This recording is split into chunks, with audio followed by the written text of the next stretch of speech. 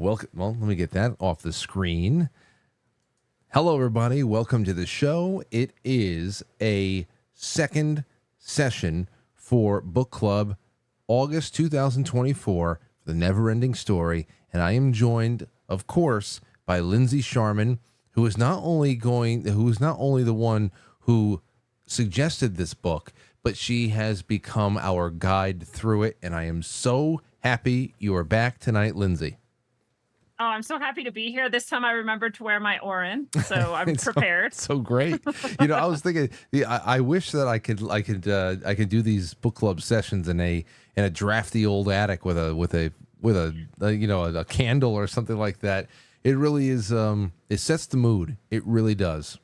It does. Well, your intro comes close enough for us, so I think we're good.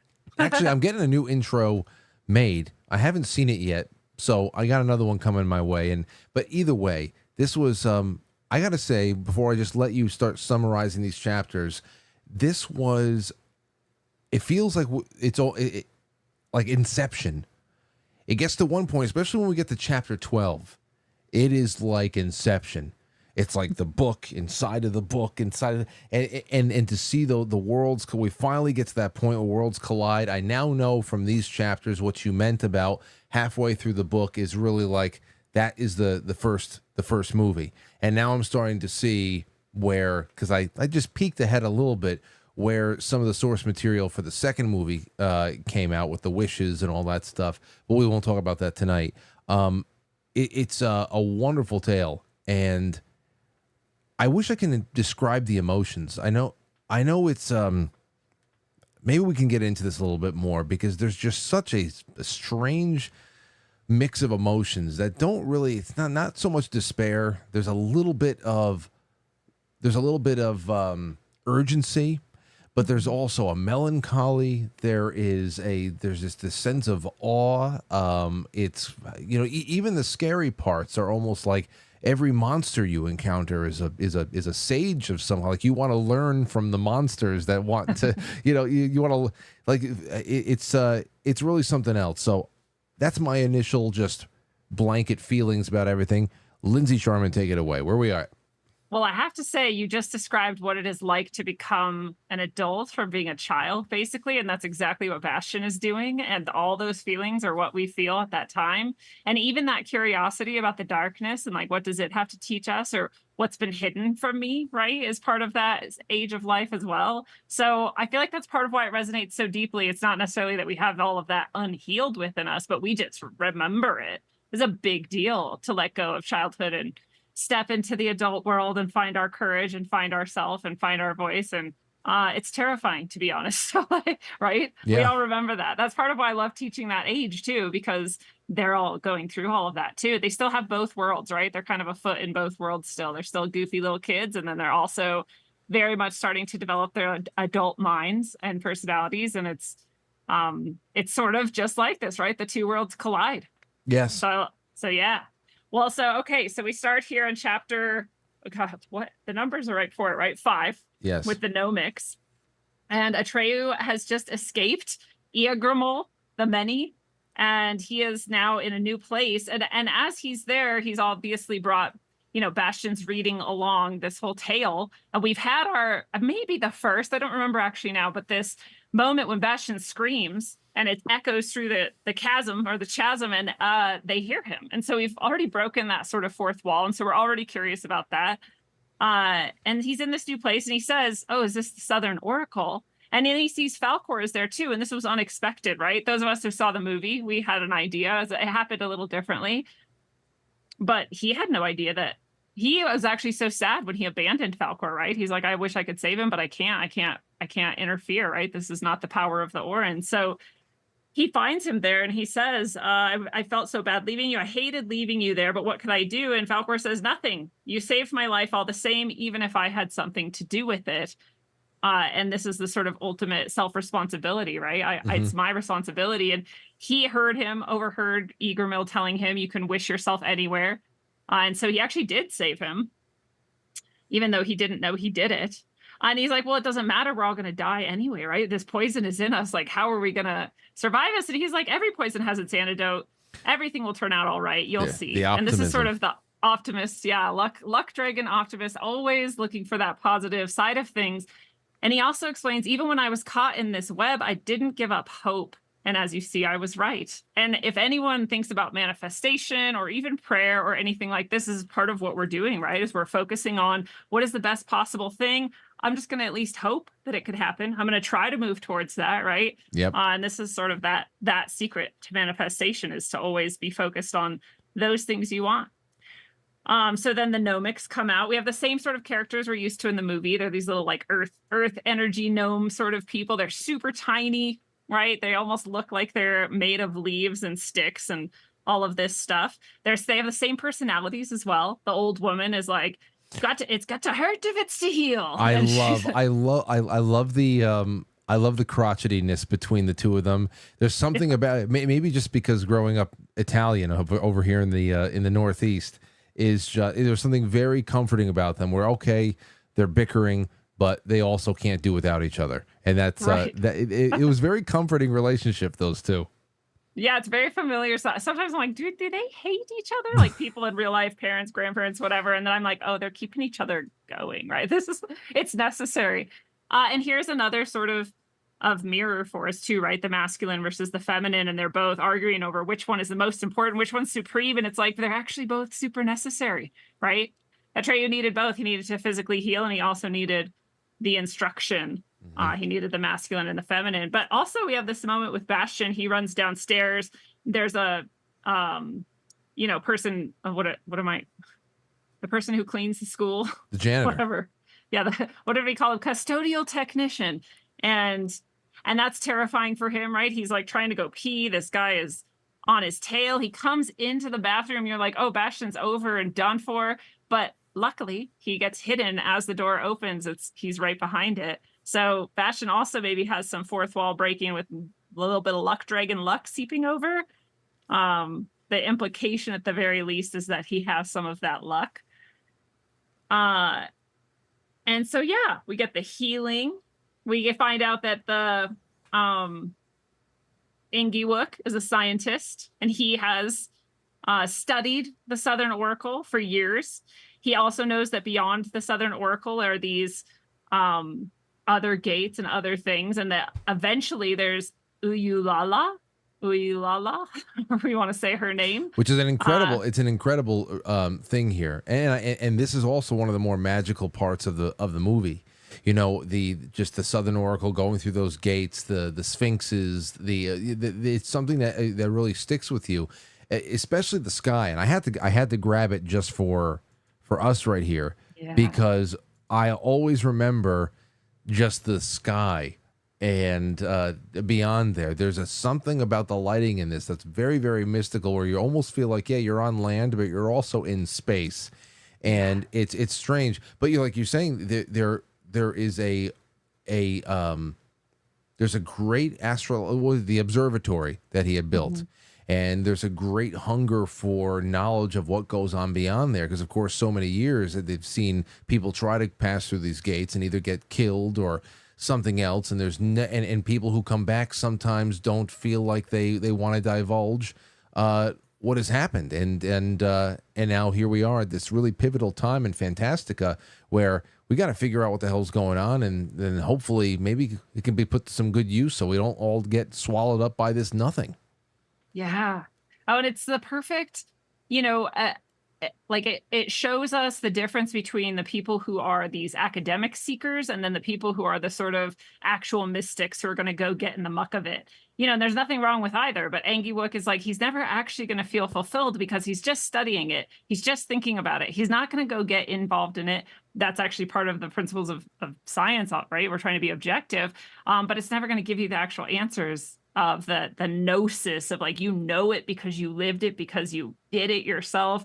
And that's sort of juxtaposed also as this, maybe not so much a mirror as just opposites, right? Like which one is more valuable to you? Mm-hmm. I also love the Sphinx. The Sphinx is said to be the, what is it? The Sphinx is the lion, the bull, the eagle, and the human woman all together. These are also the same four symbols that are in the four corners of the earth. Often when we see these maps, it's the four sides of the tarot. Also, it's also the It's around the throne of God in many descriptions or paintings or representations of the throne of God. And it's also connected to astrology. So these symbols, these 4 symbols, represent sort of our 4 aspects of self, actually, right? And we don't have to get deep into that, but it's true. And so that's woven into this as well. Just in this simple Southern Oracle, like, reveals some level of this mystery. And I love too, she's got like the smile of Mona Lisa, right? They're like, is she smiling? Is she laughing? Does she hate everything? Does she hate like, everything? You can't tell. Right. And then also really not knowing what made you pass the test in many ways. Just to be able to go through unharmed is good enough. But I also love the, you know, as he's as Atreyu is asking Engiwook about you know what happens next. Can you go around some of the gates? And he said, yeah, you can go around it, but you know all that's behind it is nothingness. Just that whole thing is that there are no shortcuts. You need to be able to face these, and you need to be able to go through these challenges if you're going to progress. And shortcuts, they're not going to get you anywhere. Well, we've seen the people who don't kind of go through their own gates, right? And they're still where they were when we knew them 20 years ago, and they haven't changed at all, and they haven't faced any of their own stuff, and they're still in the same delusions or sadness or anger or whatever issues they have. And it's exactly like that, right? You have to confront it. And then as soon as you do, there's something new there. There's something maybe beautiful or interesting or mysterious or something. It's something, but it's not there until you do it. Well, he finally gets through everything, and he gets to meet Uyulala, and it is this is just incredible. This is where I just like, there's a couple of instances in these chapters where I'm just like, man, oh man, this is a creative writing showcase. The need to talk in rhyme and song, or else you can't hear, and just the bodiless, the disembodied voice, the the emotion there, and of course the secrets that really come out. This is where he learns the child empress is sick, and with her Fantastica will die. The nothing will swallow this place. I will perish, and so will I. We shall vanish into nowhere, and never, as though we had never been. The empress needs a new name to make her well again. And here we go. You know, it starts getting a little bit more clues are dropped into these poems as time goes on that you don't even realize until later on. For we are figures in a book.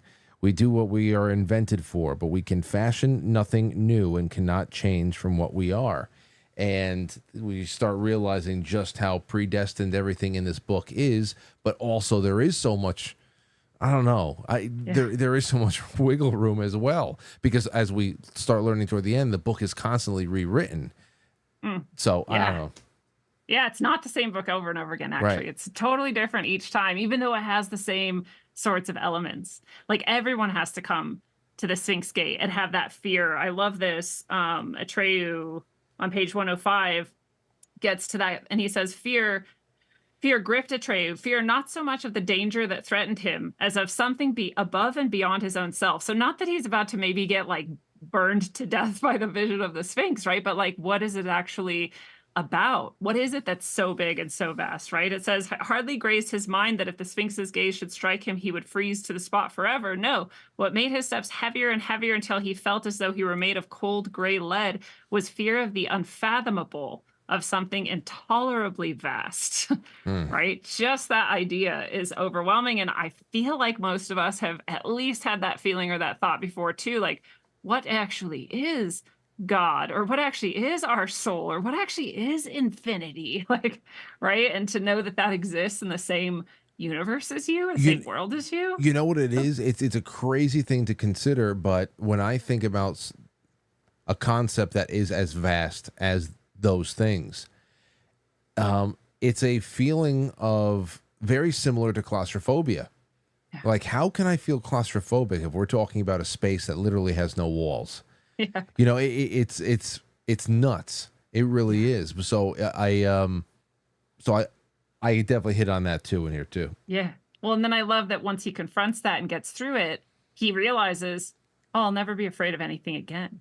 And it's kind of this experience, if anybody's ever had or heard people who have had like out of body experiences or sort of transcendent experiences, they have the same feeling. They're like, what could ever matter? Nothing matters. I mean, it matters in a good way, but it doesn't matter in a good way too. Like there's nothing to be afraid of. And he's gained a fearlessness that he didn't have before. So it's pretty cool. Then he gets to the magic mirror, right? Did we already pass that? Oh, the magic mirror, Kate. And this is where some men break down, right? They just cannot face what's in the mirror. And he just like laughs, right? I'm missing it right now where it is, but No, he just sees Bastion and he's like, I don't know, it's what, some fat kid in an attic? Which again is another difference from the movie. I don't know if we touched on that last time, but Bastion is pretty large and right, rumbly tumbly in this book. He's not in the movie. He's pretty slim. yes. But he sees that and he just laughs. He's like, that's easy. And he just walks right through it. But in doing so, he loses all his memory of everything that he's doing. He loses everything about the whole point of everything. He gets to the no key gate and he's like, I don't know, there's a door. And you have this feeling like he could just walk forever and never come back to this door. It's almost chance that he even is like investigating it at all. And the only thing that really makes him even want to go through it is that he looks behind it and there's nothing. And he's like, what is this? Right. And then that's why he opens it. And actually, ironically, he had to have done that to even be able to open it, right? Because that gate is made of fantastic and selenium and it responds to your will. If you have any desire at all, it will not budge. It gets harder and harder the more desire you have. So you have to have literally no desire at all to go through it. And that's what he somehow accomplished by accepting that his true self is this fat kid in an attic. Right? Yeah. Well, which is also very symbolic in itself. Like you said, there's a traumatized kid in a dark space that is searching for a catalyst for change. Because not that you have to stay this pudgy kid with no control in your life. I mean, because obviously the physical state you're in is most of the time a great indicator of what's going on in your mind, what's going on in your life, and that can change. With the mirror thing, when I was thinking about the mirror gate, or when I was reading the mirror gate, I was thinking about the frightful experience. Sometimes it's a very frightful experience of just staring at yourself in the bathroom mirror. Yeah. Now, and I'm not talking about, taking a look at yourself, making you're going out, you're making sure everything is all good. You're nice and groovy. I'm talking about having a couple of minutes at least to stare at your face, your eyes, strip away everything that you ever had thought about yourself. Don't judge yourself at all, and just look at and analyze your face. I'm telling you, I don't know what's happened to anybody out there, but it was almost unbearable after a little while because I realized I was staring at the creature I was looking at was fucking frightening. Like I saw myself, I said, okay, I'm used to seeing human beings, but I want to look at myself as if I've never seen a human being before. And it was like, it was frightening. It really was. Yeah. And something as basic as that could really go to depths unimaginable if you really let go, mute things inside. And it's there. It really is. Yeah. Really encountering yourself. I mean, we spend most of every day just busy or distracted or this or that, and we have an idea of ourselves and whatever, and then we get stark like that and just like present with ourselves. I love that as a practice. I hope everybody does it. My version of that is to then say to yourself, I'm going to die. Because then you can also make some peace with that fact that we all have to face, which might be part of this too, right? Accepting our true natures, accepting our inevitable end as well. Yeah.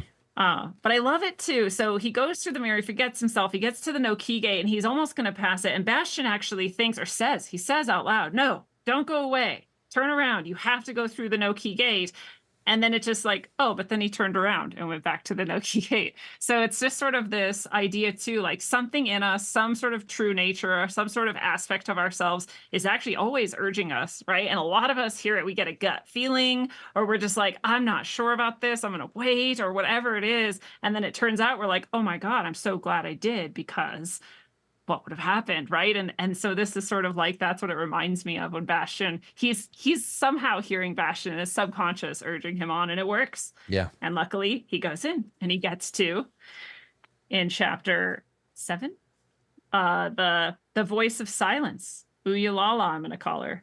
And and so there's also this idea then that when you're confident, right? He had no reason to doubt himself. He had lost all fear. So when you're confident, when you're pure, right? You've accepted all of yourself. He didn't hide from Bastion in the mirror. He just was like, yep, that's fine, and walked right into it. Then you might access your sort of higher self, right? Then you might get to this higher level of consciousness, or then you might be able to really get somewhere. And I know we're not supposed to jump to the comments yet, but someone made such a good point about the fact that you have to rhyme if you're going to talk to Uyalala, right? And that forces Atreyu in this case to really think about like what he wants to say. And if he's going to say something, he has to really mean it, because you have to construct a rhyme ahead of time. And it's such a good point, right? If you're going to get the chance to talk to this higher level being, whatever Uyalala actually is or isn't, you'll want to make it count, right? You want to ask the good questions. And I love that she says... He's a great lyricist, too. He is. He's pretty good. And she says, right, her first... It's sort of that same energy that you were talking about, those same emotions, when her first thing that he hears her say is, oh, nothing can happen more than once, but all things must happen one day. Over hill and dale, over wood and stream, my dying voice will blow away. And I like this, too, because it's sort of hearkening back to this idea that the name for the childlike empress, that has to be new every once in a while, right? Mm-hmm. Nothing can happen more than once. She can't have the same name more than once, but all things must happen one day. Like maybe she's going to be named almost everything someday. Could be. So he finds out, he's asking her all these questions, what's going on? And actually, he doesn't know what actually to ask her, right? Because he can't remember who he is. But he's just like, who are you? What are we doing here, right? What's going on? And just asking her questions about herself. She's just a disembodied voice. He's concerned, like, don't you sound young? Don't you have a body? She's like, no, I don't. Well, this is also where we get the first little hit of the relationship between the outer world and Fantastica. That there's a relationship between a human world that maybe at one time there was a much better known connection between the two, but it's harder and harder to really understand. What did I say? But there's a realm outside Fantastica. The outer world is its name. The people who live there are rich indeed, and not all the same. Born of the world, the children of man, or humans, as they're sometimes called, have had a gift of giving names ever since our world began. So, I mean, in every age, so he talks about this. I think it's the first time we really start seeing the difference between, like, we'd have to go outside of Fantastica to find the person, or no, it might be the second time, but still to see all this in greater detail. So Atreyu is starting to get a little bit more of an understanding, or at least collecting the pieces of what the hell should be done next. And that's what I think what makes the next part of the journey so incredible, because obviously when they come out of this space and they go back to the gnomes, and of course he's telling Ingewook exactly what it is happened. Yeah, she's a disembodied voice, and this is what she told me, and he's almost kind of like upset, a little bit satisfied, then realizes it's time for all of us to go. And then Atreyu and Falkor have some really, really big decisions to make, because how the hell do you get to this other place? Yeah. And so go ahead. Just flying forever and ever in hope with that manifesting luck. I love too that she also is giving us the first sort of understanding of like what's going wrong with humans, like what is wrong with them that Fantastica is crumbling and dying in this nothing. And she says, no human has visited Fantastica, for they no longer know the way. They've forgotten how real we are. They don't believe in us anymore.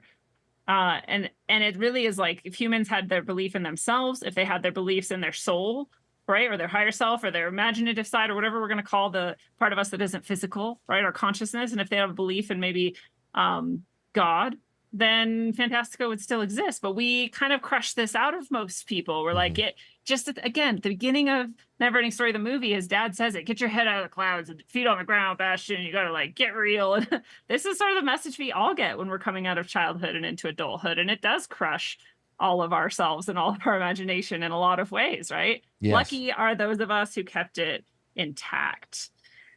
But He also is like, you have to remember what I'm saying. And it's sort of like the same if we've ever had like a really strong dream, or you've ever had sort of something in like a liminal state. It's sometimes really hard to bring back. And that's sort of what sounds like Atreyu is going to have to do, is like, you better remember this because you're about to go on another journey.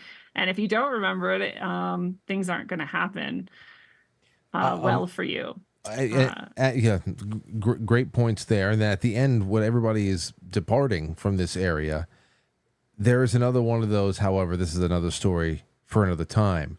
Engi becoming very famous. We were talking about Chiron potentially being, going off and actually, maybe getting into our world and joining the ranks of Greek mythological creatures and characters and all that stuff.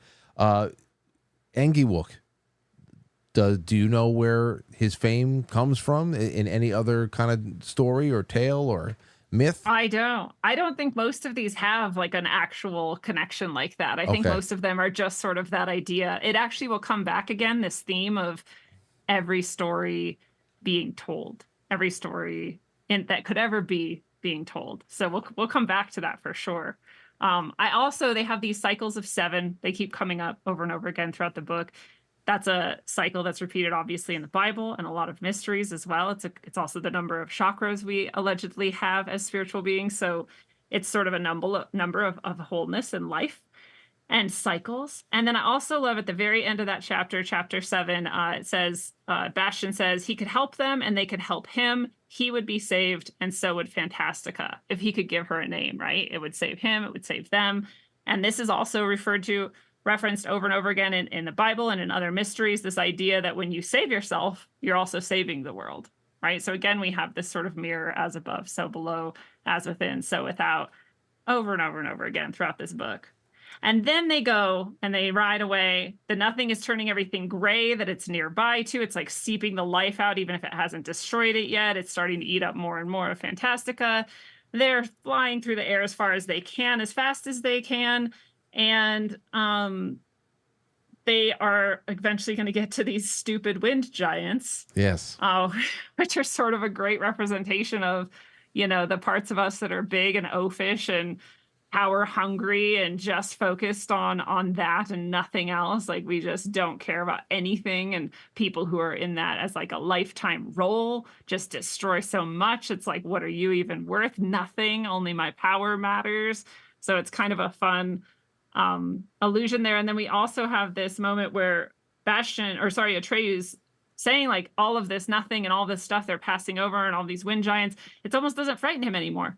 I mean, he's not afraid of anything anymore anyway, but it's like this idea that if you're traumatized over and over and over again, like, the problem doesn't even seem to exist anymore. But right? this is also where, he tries to get some information from the wind giants about where he can get to the outer world. None of them have directions for that. But then, of course, as soon as he was able to calm them with the Orin to ask for directions, the fighting started up again. He was dislodged in an updraft of wind or something like that from Falcor's back and falls down, loses the Orin in the ocean or something like that, and he ends up. Is this where he ends up on the shore or of Spook City or something? Spook City, yeah. It's clearly a bad place. It says in that part of the country, everything seemed to be crooked. Nothing is good. There's mist everywhere. It's dark. It's like the Halloween city in Nightmare Before Christmas. Exactly, which is why the Gmork likes it. He's like, these are my people, right? Like, these are the bad guys. I like it here. And it's, Fantastica's like that. There's good, bad, ugly, and everything in between. There's a place for everyone, but we also see this musical, dancing, hysterical sort of like fit that people are throwing. And like, you see this blind, sort of just obedient march into the nothing. And Atreyu is actually very slightly affected by it, right? He doesn't have the Orin on him to protect him, and he's sort of following all of these like witches and whatever, I don't know, ghouls and goblins, and and every once in a while he'll like feel himself like twitching to the drum. So you like start to see like this is affecting him. And he watches them throw themselves into the nothing. And it's just like deeply disturbing. And again, somewhere in one of these comments we'll get to, people compare this to those of us we've all seen who are addicted to drugs or right? They're throwing themselves into the nothing, and they Oh just yeah. seem to blindly like dance and twitch to this music and just follow along this path that is the worst possible path for them, but like they're cool with it. And we've That's why seen this over and that's why over. I can't wait to get into the comments. I really can't. Um, Yeah, the, good comments today. it's always good. So they're in Spook City, and they see this mass throwing themselves away, and it's not. I mean, it's happening in a little bit more of a zombie-like way in this already very spooky Halloweenish place, but in other parts of Fantastica where the nothing is starting to appear, we're seeing that draw is really it's happening to everybody, whether good, bad, or indifferent. It hits different in this particular spot, Yeah. but Like yeah, some people seem like they're just sucked in or they're just caught in it or it's just accidental. And then here we see it like drawing people in. And Atreyu too. Eventually, when he's close enough, it says very, very slowly he managed to turn around and step by step, as though bucking a powerful current, to struggle forward and get away from it. And this is, again, even if it's not addiction of drugs or something like that, there's always something that all of us have that is a temptation that is very difficult for us to pull ourselves away from, right? yeah. And so that's also the similarity there. And then we finally get to meet the Gmork. Now this is So fascinating. very fascinating because it's at first I was like, okay, so is this the creature that the nothing created? Is it? He didn't create it, didn't create him, no. Okay. So he describes himself at some point as this interdimensional being, Okay. basically. Right. And Is he's there- like, I can be in the human world and in Fantastica, not like you. Right. Humans also not like me. So it's harder for humans to cross over. It's harder for Fantasticans to make contact with humans, but he can go either place however he wants. And in either place, he can appear however he wants. So he says, when I'm in the human world, I can appear like a human, but I'm not one. When I'm in Fantastica, I can appear however I want, but I'm not one of you. This is why I really love this, because with the Gmork we had a lot more of a chance to talk about the nature of the worlds and how it's all set up. Like, for example, Yeah. don't you know what a werewolf is? Atreyu shook his head. You know only Fantastica. There are other worlds, the worlds of humans, for instance, but there are creatures who have no world of their own but are able to go out of many worlds. I am one of those. In the human world, I appear in human form, but I'm not human. And in Fantastica, I take on a Fantastican form, but I am not one of you. So don't we all know one of those? But Yes. still, there's more here. What everyone else around here has done before you, you must leap into the nothing. There's no hurry. So obviously he's trying to get him to kill himself. There's deception here, but there's also mixed in with that some ancient wisdom that is just, it's almost like playing with a Ouija board. You're gonna get some you're gonna get some answers, you're going to get something to think about, but you don't know which bit of advice is going to be the poison pill that ruins it all. And then there's this. I would love to hear you discuss this part on page 151 or so. He's talking to Gmork. Gmork went on. That's why humans hate Fantastica and everything that comes from here. They want to destroy it. They don't realize that by trying to destroy it, they multiply the lies that keep flooding the human world. For these lies are nothing other than creatures of Fantastica who have ceased to be themselves and survive only as living corpses, poisoning the souls of men with their fetid smell. But the humans don't know it. Isn't that a good joke? Can you explain to me the whole idea of creatures leaving Fantastica, going into the human world, they become lies? Can you explain Yeah. that? Explain that. Yeah. So, and I'll also say, if you compare Gmork to what we are told that demons might possibly be if they exist, then they're exactly the same. They can be in both worlds, but they're not actually of either anymore. So, if you think about Fantastica as like, this is the realm of pure imagination, right? This is what humans dream it up. There's stories we tell, all our hopes are there, our fears, our emotions are there, but we tell a lie. It's also our imagination, but it's a destructive version of it, right? So it's the exact same thing. So the metaphor is that, like, anything that's in Fantastica, when a human lies, it's like stealing a bit of Fantastica and turning it into this nothingness in the world, right? When you're lying, you're describing nothing. Nothing exists there. It's not real, right? So it's like eating up the imagination and turning it into this garbage. It's so fascinating because he talks about too, or they're giving each other hope. Actually, he's not actually lying to Atreyu. He's like, you can get to the human world, yeah, throw yourself into nothing. He's not wrong. He's just like, you also won't remember yourself, you won't be yourself, and then you'll add to this destruction of humanity, really, right? Because he also describes the people that sent him, or the beings that sent him. He calls them the controllers, and this is all we get about it.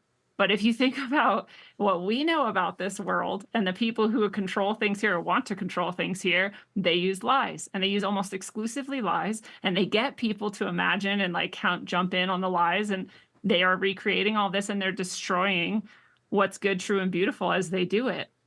So that's all they ever give us about like who's actually doing it. Who wants the Gmork to come here and kill Atreyu? It's the people in the human world, or the beings in the human world, who would like to control. And he just says the controllers. He mentions it once. That's all the book ever gets into, like politics or society. See, that's nuts, because then that opens up the idea that there is at least a group of people in the human world who are sending almost like tulpas or drones or something, some kind of henchman into another dimension to take care of figures like Atreyu in another world. I mean, that is such a huge. It's huge. The implications are huge. Huge. And this is written by someone I'm sure is inducted into the mysteries, and they're trying to, I think, say like, yeah, the bad guys who know the mysteries are using it in this way too. This is the black magicians. This is the dark sorcerers of the actual real world. I'm talking about like our world right here, right now. But this is a beautiful quote on page 152. He says, and this is the Gmork talking. He says, as long as they don't know you creatures of Fantastica as you really are, the manipulators do what they like with them. Sorry, that's the word he uses, not controllers, manipulators. And Atreyu says, what can they do? And he says, whatever they please. When it comes to controlling human beings, there's no better instrument than lies. Because you see, humans live by beliefs, and beliefs can be manipulated. The power to manipulate beliefs is the only thing that counts. That's why I sided with the powerful and served them, because I wanted to share their power. And this is also one of the keys of the book, is that difference between Engiwook, right? The trying to study and trying to, think about things, and like, there's nothing wrong with it. But if you don't actually know something yourself, having experienced it, then your beliefs are all you have, and those can be manipulated. We see this with scientism now, where they're like, yeah, totally, this is the reality. And if you just blindly believe science, you can be manipulated. You don't know yourself. It makes you wonder. Now I want to know more about the author, and if there is anything to be known, because it's almost become a throwaway for people to say, ours is a spiritual battle at this point. And I've been known to say for a long time now that there's no political explanation for what we're living through right now. We're in a post-political world. We are deeply embedded in sectarianism, ideology, and pseudo-religious, ritualistic battling with each other. But when you think about the manipulators who are sending essentially their Terminators, you think about Terminator sending a robot into the past to take care of a John Connor, before he was born or before he could ascend to, become a problem. It really makes you wonder how we only really can perceive of things that are happening right now over here. But what if the real spiritual battles that are going on is seriously almost like a new version of Terminator, where it's not robotics, but we are just going back and forth between dimensions and trying to kill. Oh, there's Twin Peaks. There's so many other things. I mean, so I guess it makes sense. Yeah, it is. It's true. It's also the cycle of through the yugas that are described, the Kali Yuga, and then back to the Golden Age, Dark Age, Golden Age, Dark Age. It's like, when are you gonna get out of it, right? When do you? But here's another, on page 155. There's another mirror, where the Gmork says, yes, Sonny, I fell into a trap. I listened too long to that woman. He's talking about the woman who actually captured him, right? This resident of Spook City, this princess or queen or whatever she is. He says, but you have fallen into the same trap. You've listened too long to me. For in these moments, the nothing is closed around the city like a ring. You're caught and there's no escape. So they're both sort of mirroring each other in many ways in this moment. They're telling each other's truths. They're inspiring hope in each other. And then they're trapping each other. They're both trapped at the same time. And Atreyu says, "Why are you so wicked?" And he says, "Because you creatures had a world and I didn't." And this we also hear about demons, right? That they're jealous of humans actually, because they don't get a body and they don't get this world and they're mad about it. So whether you believe in those things or not, it's the same idea, and it's really interesting to me. That's And then that's they're both. Go, I'm sorry. No, go ahead.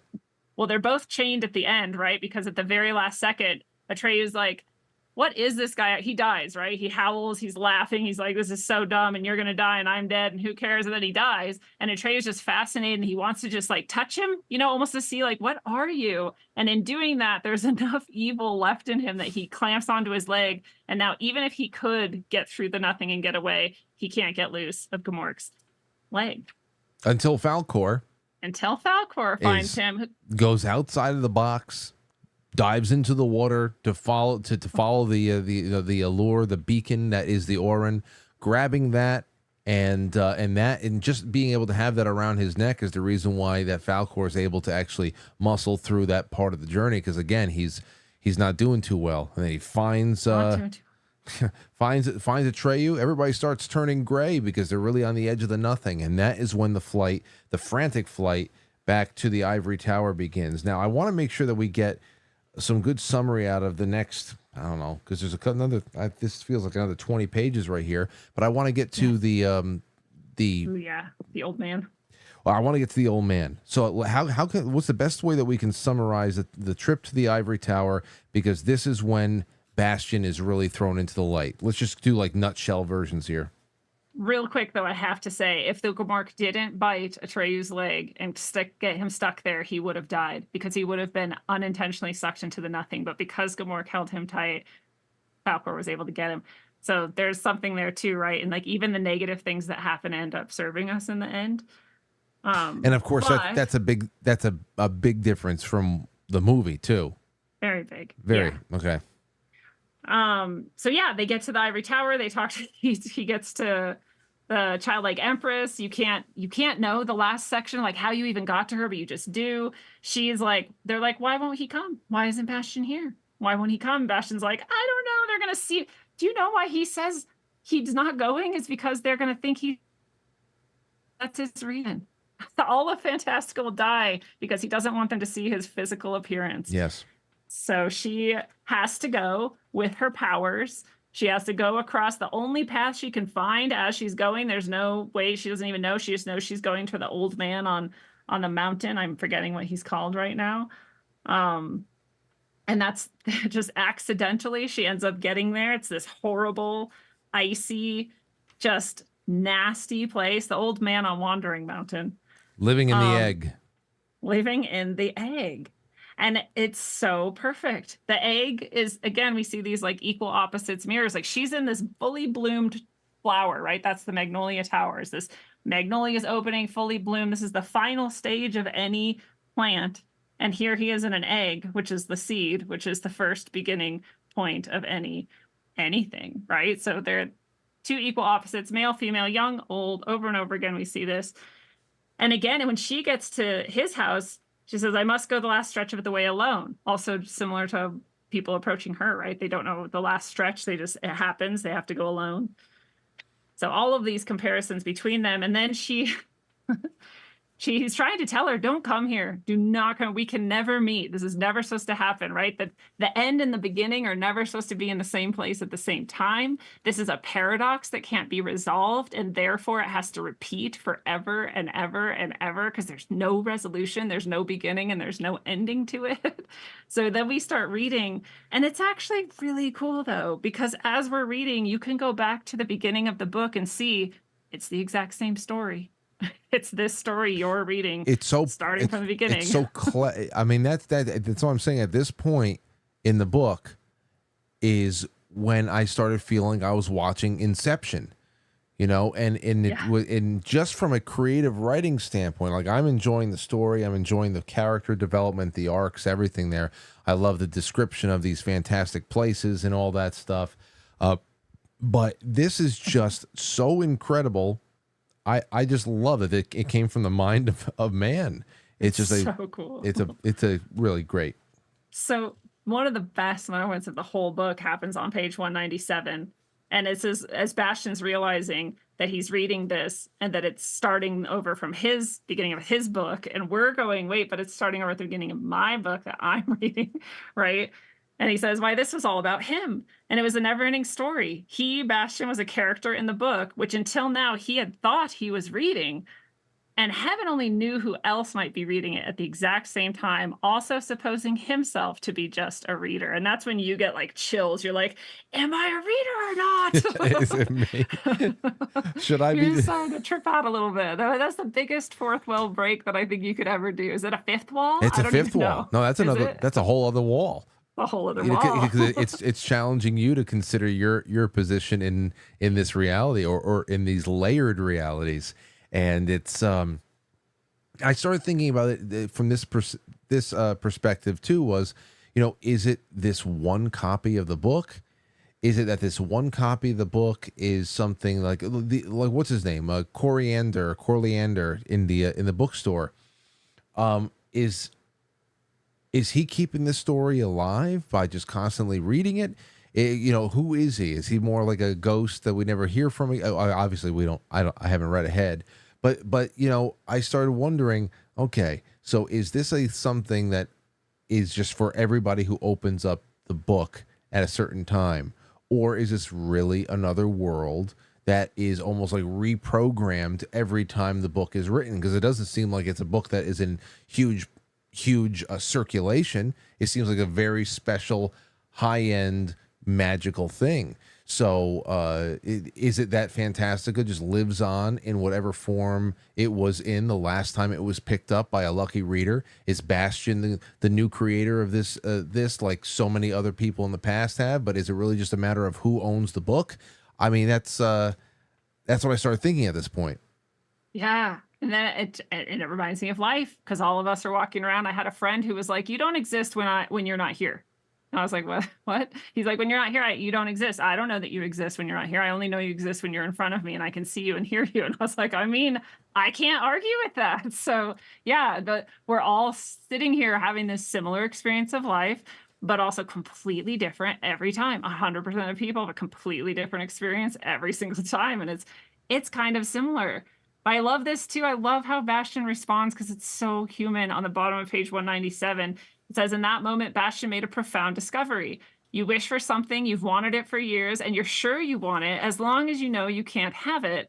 But if all at once it looks as though your wish might come true, you suddenly find yourself wishing you had never wished for any such thing. And then when this is happening and he's realizing that that's true, at the very bottom it says, he did something perfectly absurd. He turned over on his back like a beetle and played dead. He made himself as small as possible and pretended he wasn't there. I know. Which, like, I don't know if you've ever... I've had some pretty crazy experiences where I'd literally run to my bed and get under the covers, as though that could stop life from happening. But I was like, I don't know what else to do, so I'm going to go to my happy space. And he's like, I don't know what to do, so I'll just pretend I'm dead. And I'm like, I can relate to this, actually. I did too. And, you know, what is that? I mean, there's a lot of things that you have to that you're being encouraged to analyze about yourself. I mean, these chapters were all about self-analysis and you know, seeing yourself in a mirror and passing certain tests and moving on and whatnot. But you know, fear of success is a big thing. I mean, people are fearful for all types of stuff, but one of the things that we talk about least is just fear of success. There's a lot of times in life that we have in our grasp, right in front of us, things that we always asked for, things that we always wanted to experience, even if it's just to let loose and dance, you know, just to dance. And all of a sudden you're like, you have the, no, I won't, you don't want to dance. You know, you don't want, just little things that you always, because like when we talk about manifesting, I had this conversation on the show on Thursday night with a couple of guests, and when you talk about like law of attraction or anything else like that, and really trying to combine your thoughts, your feelings, and charge something into your life, attract something in your life that you want. Is it really the Rolex that you want, or is it, what's the feeling behind the Rolex? What did you want? What's the validation? that you wanted to feel? What's the exhilaration of it, like a triumph? Did you want to just feel triumph? Yeah, the Rolex becomes a symbol, but what's behind it is something else. That's why, ultimately, what do you need a trophy if you know that what you did was really remarkable and fulfilled the life goal? That the goal can't be the trophy, So it's like, but that is a very scary thing for people.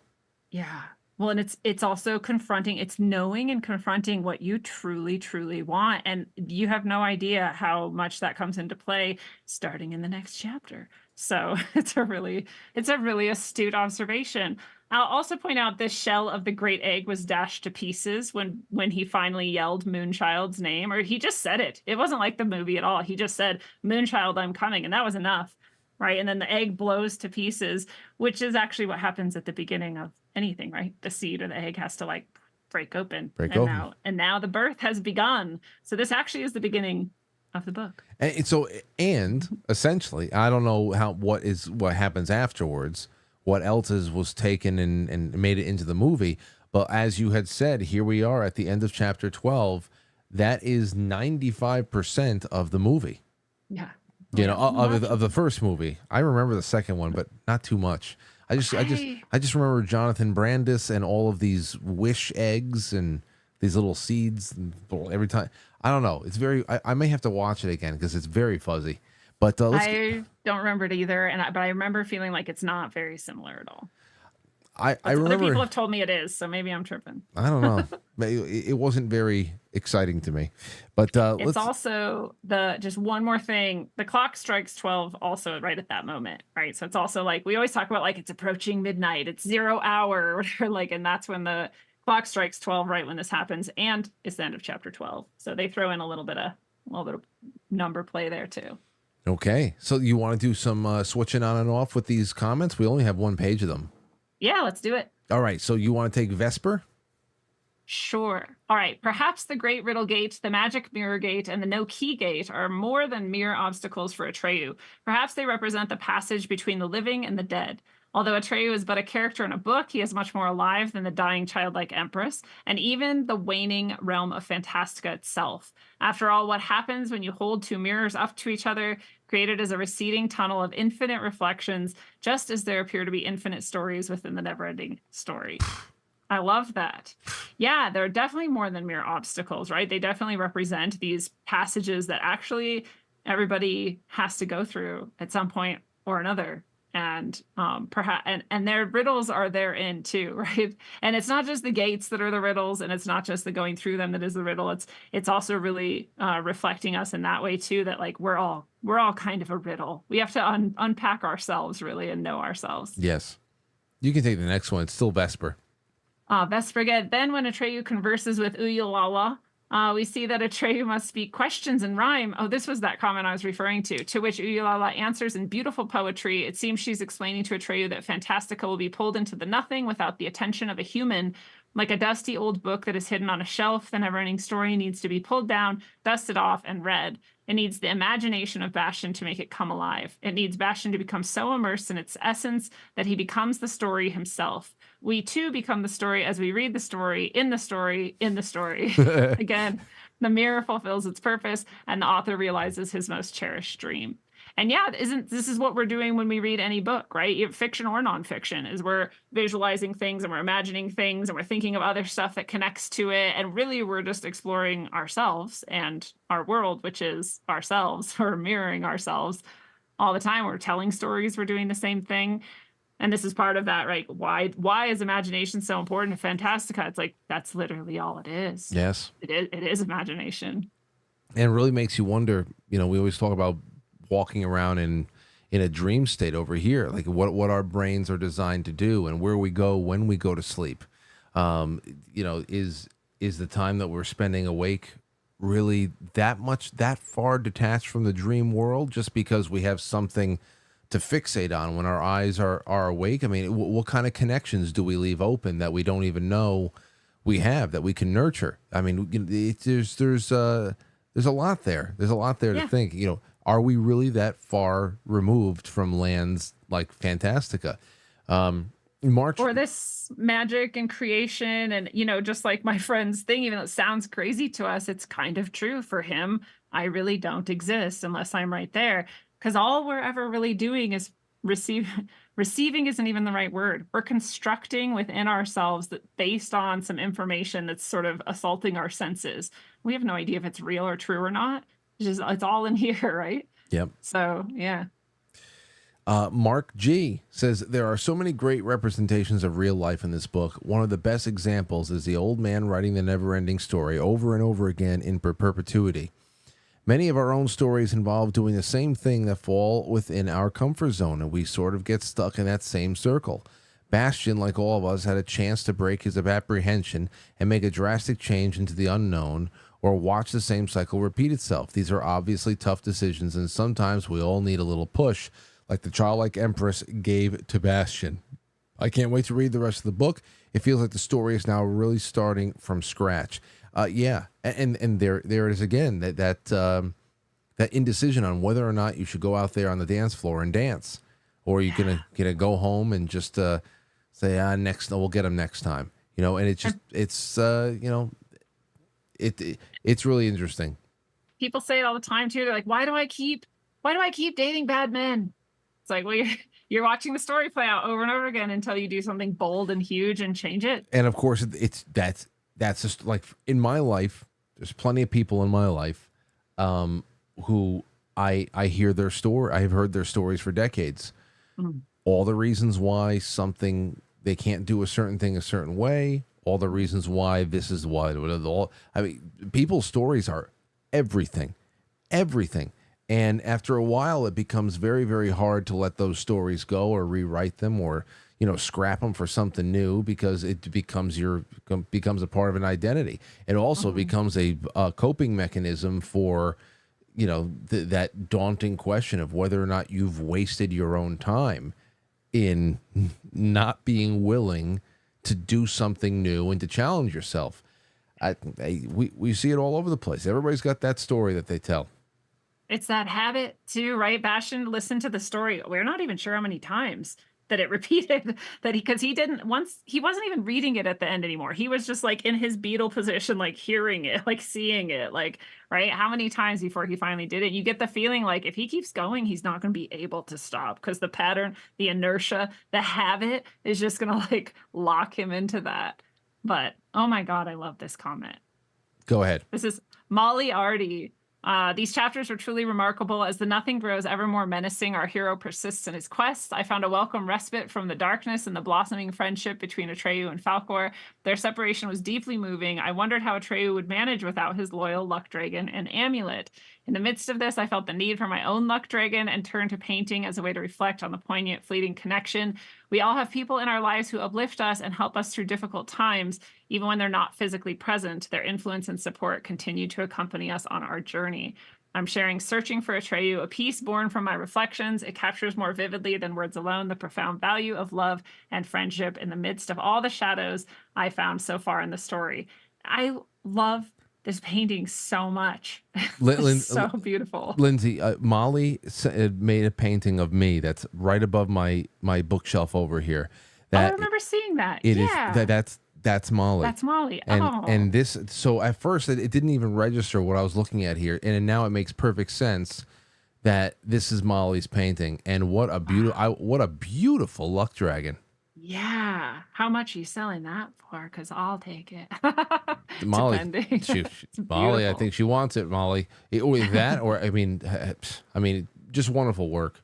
That's almost so beautiful. It captures his air and fire essence too, right? That's why the water is so hard for him. It almost kills him, as he's just air and fire. Yep. And this is like perfectly captures that. It's really beautiful.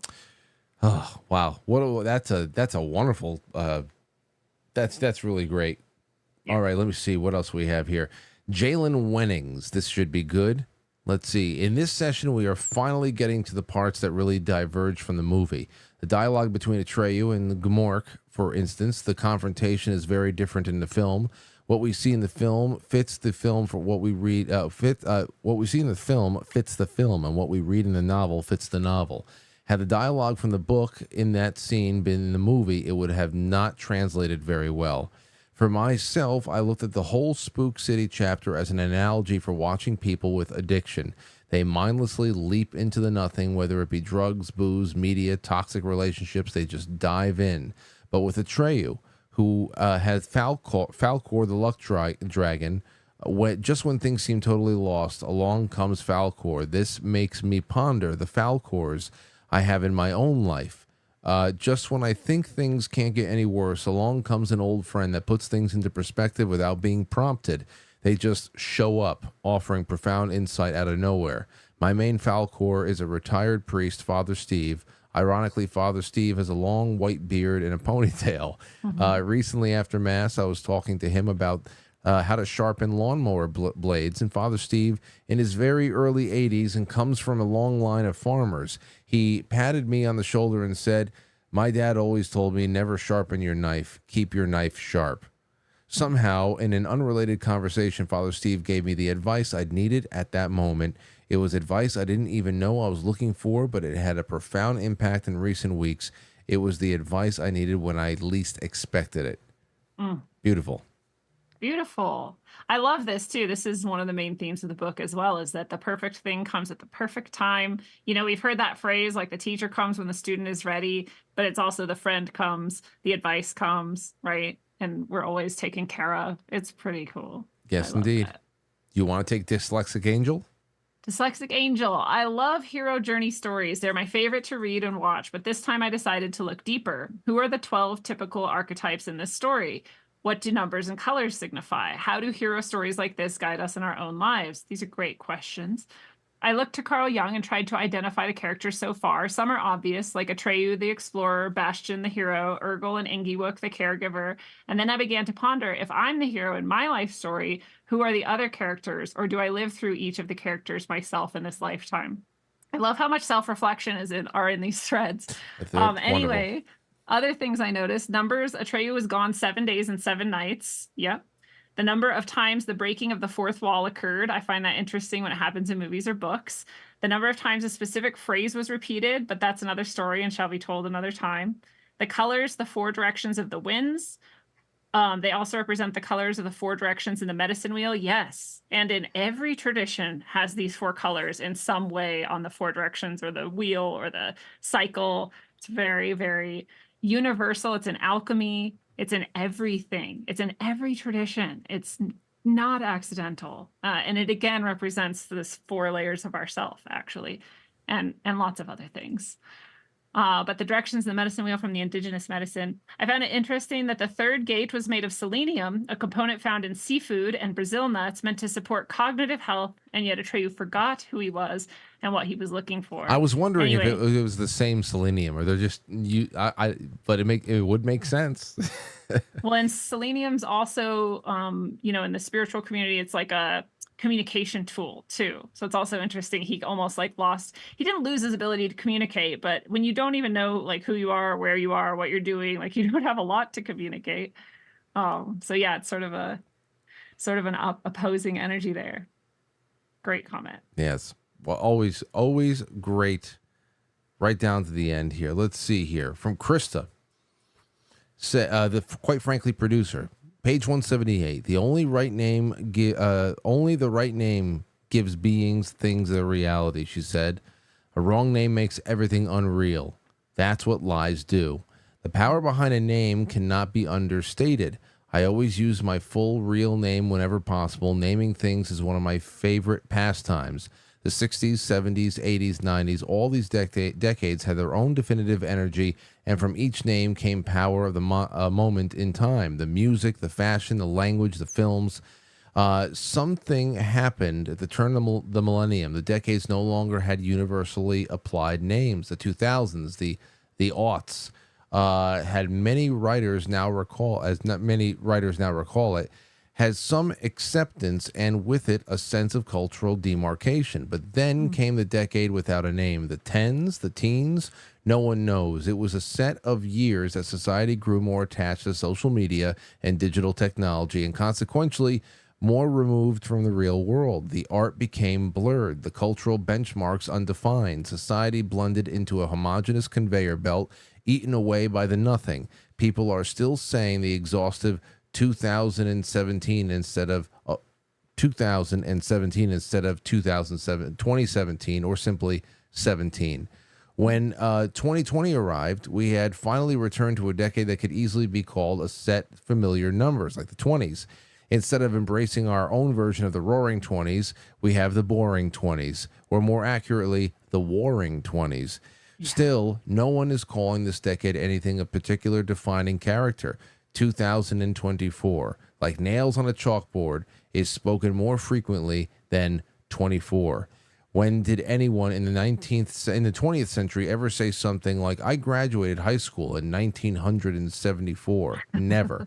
Perhaps it's an outlandish theory, but our Agenda 2030 should be reclaiming our culture and our reality, just like the Neverending story tells us. The truth is as simple as defining our name. You know what I realized even last week, too? I have several screenshots from comments of last week as well. There are a lot of these comments that bring up not only a way to encourage more people to join the book club and do these, but they're great, just big questions to pose to an audience and just take calls. Yeah. It's a great point. And then that right there with the decades right there, I brought that up not too long ago when I was talking to Right Said Fred. I was like, we understand that. I asked them specifically, the 70s, the 80s, the 90s, coming out of that freestyle sound of the 80s, going into the 90s with that Euro pop sound that you guys were really big on. Is there anything about where we are right now that really definitively, that's the 2020s? That's the, it's just not. It's just not. There's a big blur there. And when you don't have an identity, what is it? Identity is huge. It really, it's been bastardized these days. We talk about identity politics, but that in itself is actually been perverted, because the kind of identity they are talking about is deconstructing identity and blurring us out even quicker. Right. So yeah, having less definition, actually. We have this change definition, we have loss of meaning of words and loss of ideas and all of this. And this is sort of Orwellian too, right? When he's talking about like their whole goal in doublespeak or newspeak was to reduce the number of words. So there's a connection too with like the names of things, the words we know. Our ability to create meaning and understand the world relies on that. And so words are also names for things, right?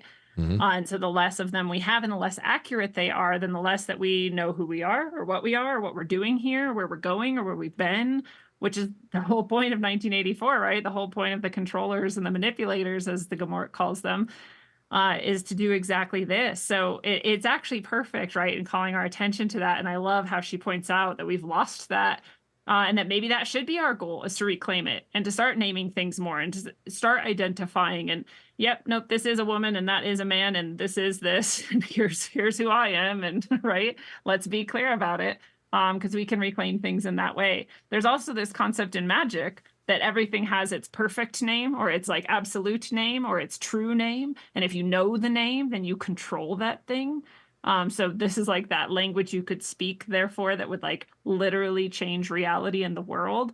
Thank God we don't have that, actually, right? Like, thank God humans don't have that, seemingly. But that idea exists. And one last thought on that. There's this guy I interviewed, Peter Panagore, and he had a near-death experience. I think it was him. Maybe it was someone else. Anyway, in their near-death experience, they, went to the pearly gates and like went through the light and met Jesus and whatever, and then went to meet like God. And as they got closer to God, they could only hear the sound of their true name. And if they got too close to it, it would have dissolved them into nothing.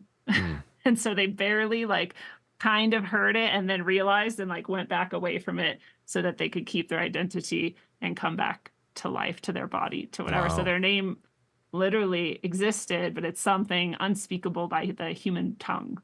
I was like, that's fascinating. I've heard that actually from one other person that I actually don't trust too much. Huh. And long ago, I don't know where he picked it up because he's a bullshit artist, but still, he's he probably stole it from someone who was not a bullshit artist. Exactly. No, I never questioned that. I just always question when this particular person told me about it. All right, we have a couple of really quick ones. Take Mrs. Tazzy. I'll take John Otter, and then we'll start finishing up. Sure. So, Mrs. Tazzy, I love the section where Atreyu finds Gmork. Even though Gmork is a terrifying creature and would rip him to shreds if he had the chance, Atreyu feels compelled to help him. His compassion shines through, even though he feels as if he has failed on his quest. When Gmork asks him his name, Atreyu says he is nobody. The bleakness in this statement broke my heart, and yet Atreyu still wanted to help Gmork. I also find this section compelling as it gives us a deeper understanding of what the nothing is, the loss of imagination in adults, and the giving in to despair. The creature that left into the nothing becomes lies and delusions in the human world, such a powerful analogy for the state of our world and how adults who no longer see the beauty and wonder of childhood are pushing their views of the world onto children and crushing their imaginations and creativity. Yeah. Hell yeah. Deep. It's very true. And I think everyone can see it when they really think about it. It's sad too. You see Bastion's dad and that idea again of like, pull your head out of the clouds, even though that's not the Bastion's dad. We know it's the same sort of thing we all get, right? At that moment that we're coming up into adulthood. And you see how sad it is. You're like, well, your life sucks. Why would I want to give up this imagination? Like, why would I want to lose my spark? Yeah, your life is clearly dull and droll. I want to stay in the clouds, please. If we don't have too much time here, what the hell do I want to be? Yeah, and it's true. It really. John Otter says, I thought it was interesting that the childlike Empress set out on her journey in the same way that she sent Atreyu, without direction. The difference was, as I saw it, is that she had to embark without desire, while Atreyu was filled with desire. I don't have anything to add to that observation. Still a good one. I have to think about that. That went over my head. Yeah, we see this over and over again where a lot of characters that, despite whatever ranks or hierarchies or differences they may see amongst themselves, we see them in the same light as each other, like they're put into similar situations as the other and kind of forced to maybe see themselves as the other. Or I really think the childlike Empress already sees herself in everybody. I don't think she ever had a real division, right? She's so humble when Atreyu gets to her. She's like, silly, like, get off the floor. Yeah. Right? Like, why are you doing this? Here's one last one for the night. Nebula Snark says, when you read a book, you tend to be inspired by the good deeds of heroes and cautioned away from the bad deeds of villains. But the nothing twists the stories of Fantastica and how they perceived our world. After they succumb to the nothing, the various characters cease to be inspirational or cautionary tales. They're transformed into lies. The good heroic qualities are perceived as lies in our world because they seem unattainable and unrealistic. It's harder to see the positive qualities in ourselves and those around us, so they must be lies. No one could ever be that good or that brave. The bad, villainous qualities are also perceived as lies. If those bad qualities weren't lies, each of us would have to acknowledge them in ourselves. The evil thoughts we have, the small cruelties we inflict on each other that we like to write off as well-deserved. These lies slip into our world and ultimately create a defeatist attitude across mankind. It's why they want to destroy. Is that why they want to destroy Fantastica? To spread these feelings of hopelessness. It would sure make us easier to control. You can never be that good, so why try? And your bad actions aren't really that bad, so you should never feel compelled to change or grow. This line of thinking leads me to wonder that if that's why more people don't read today, whether they realize it or not, maybe they don't like to be forced to reflect on a kind of person they really are or have their ideas challenged. For example, For example, a loyal character can inspire a reader to be more loyal, but that takes energy and self-awareness to achieve, and maybe that's too difficult. People don't want to be reminded that they've made the conscious choice not to be loyal when a situation comes up in their lives. It makes them responsible for their actions or lack of action. Maybe the world wouldn't be so crazy if everyone read a little bit more. Yay, book club. Wow. Yay, book club. Well, that's a good way to end it tonight. Here's what I have for next week. So we're starting on chapter 13. That's Perilyn, the Night Forest. And let's just go, since we took a big chunk out this last time, let's go 80. Let's go to page. Actually, let's go until we hit page 18. The Acarus. So chapter 18. Yeah, so from the chapter 13, Perilyn, the Night Forest, until you hit chapter 18, The Acarus. Beautiful. Okay, that's about 80 pages. That's what I did. I took the remaining pages and I divided them by 3 weeks, and it's 80 pages a week. Perfect. Because there's just so much. So I don't want to do plus 100 pages. I understand we wanted to make sure that chapter 12 was A dividing point. yeah, it is. It really is. It's like book A, book B. Whatever comes out after this is book B to me, because Right. this is officially everything that's to whatever degree that it is in the movie is already spoken for. So yeah, let's just I think that's good. Right there, Yeah. chapter 18. Well, and the movie is really a kids movie. There's some in there that's just always stuff in a kids movie that's for adults, but the book is actually, it's a kids book. You could read it to kids, but it's really for adults actually, right? And we're sort of making that division now too. Bastion stepping a little bit up into adulthood in this next book. I love it. Well, thank you so much for everything again, Lindsay. I can't wait till next week. Can't wait either. See you guys. Okay, there goes Lindsay Sharman, and go check her out. All of her links, of course, is in the description of the episode, and this will always be there. It's forever. Stephen and Lori, hope you had a good time. Molly, thank you so much for that. You got to do something with that. You got to reproduce. If you could reproduce that somehow, I'm sure a few people would want to have that on their wall. Maybe we can auction one away or something. Gypsy Princess, thank you. Yeah, absolutely. That would be great. That'd be great. Someone just suggested to Krista. Yep. Okay. So Krista saw it. Would be wonderful. There's some concepts in just this book club alone. The conversations we're having alone should definitely be memorialized in some way in the September newsletter. Just a couple of thoughts and whatever. Just great stuff. Kate, I'm glad you like it. I love doing this with you guys. I really do. Susan, thank you. John Otter, thank you. Melly Mel, Molly Artie, V, Deborah, anybody else I didn't see, of course, Krista. But this was really wonderful, and I can't wait for next week. So there you go. You got chapter 13 until you hit chapter 18 in the face. Enjoy that. Send me messages, whatever the hell it is. I'll see you guys tomorrow night, 7 o'clock, and happy reading. Okay, take care.